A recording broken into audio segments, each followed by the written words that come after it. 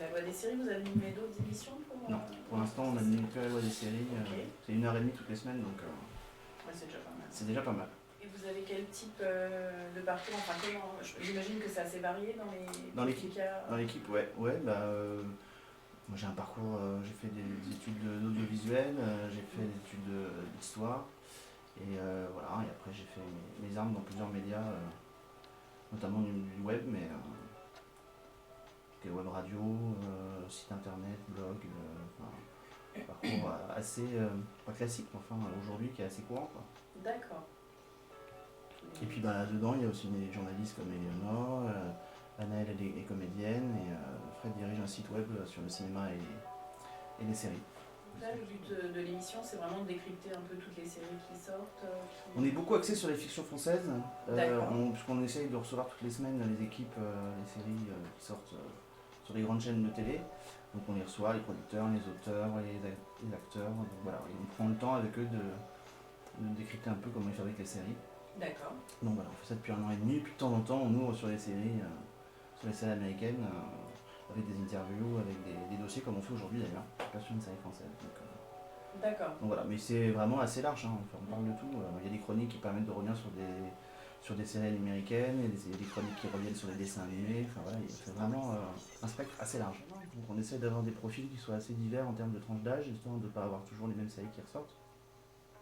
Et vous faites aussi, j'imagine, vous parlez aussi de web-séries ? Alors pas trop, pas encore, ça dépend en fait des invités qu'on peut avoir. Pas trop parce que web-série c'est toujours compliqué, il faut faire il y a un égrenage à faire avant, parce qu'il y en a beaucoup. Voilà, mais si demain on a une web-série qui arrive, on l'a fait je crois l'été dernier, il me semble, avec une série pour Arte.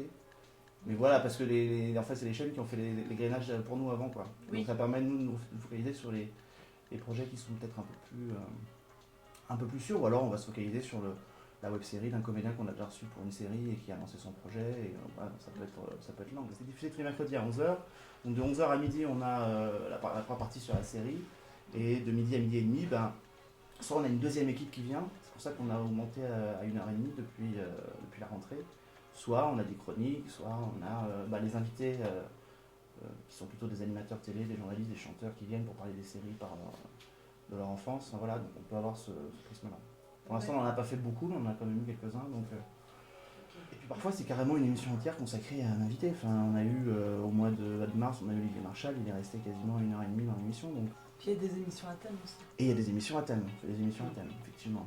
On n'a pas fait beaucoup, mais on a fait une émission sur le doublage, on a fait une émission sur les génériques de dessins animés. Enfin, on fait des émissions à thématique de temps en temps pour changer un peu et faire en sorte que les gens aient des émissions différentes.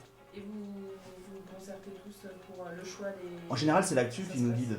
C'est une série qui arrive à l'actualité, sur une diffusion télé, et puis on se cale là-dessus. Comme on travaille avec les services de presse des chaînes, on reçoit les communiqués qui nous annoncent l'arrivée d'une série, puis on voit avec eux si on peut avoir l'équipe. Enfin, c'est assez... Nous, on est toujours... Enfin, on n'a pas eu de cas, enfin, à part aujourd'hui, où on a une émission qui est vraiment pas trop dans l'actu chaude, mais sinon on est tout le temps dans l'actu, enfin on est tout le temps en flux tendu sur l'actu. Vous avez un lien donc de cette émission-là sur le site internet, vous avez des... Ah oui, il y a le podcast qui est diffusé sur iTunes, il y a le replay, et puis on est en train de développer une partie série aussi sur le site web de Radio VL, pour l'instant qui est au début, sur lequel on écrit des articles avec du contenu, et je pense qu'on finira à terme à la rentrée par mentionner aussi dans l'émission sous nos formes de news, histoire de faire un lien entre que la radio fasse de renvoi vers le site et que le site fasse des renvois vers la radio. Et sur la rédaction, c'est vous aussi sur la partie... La partie série pour l'instant, oui, moi j'ai commencé depuis une semaine à le développer, mais j'ai écrit des articles. D'accord. Ouais. Okay. L'ambiance est plutôt sympa. Ouais. On s'entend bien dans l'équipe, on est une bonne équipe, et voilà, donc ça aide aussi. Ça met à l'aise. Par un ou deux, c'est bien que je te le fasse, Fred.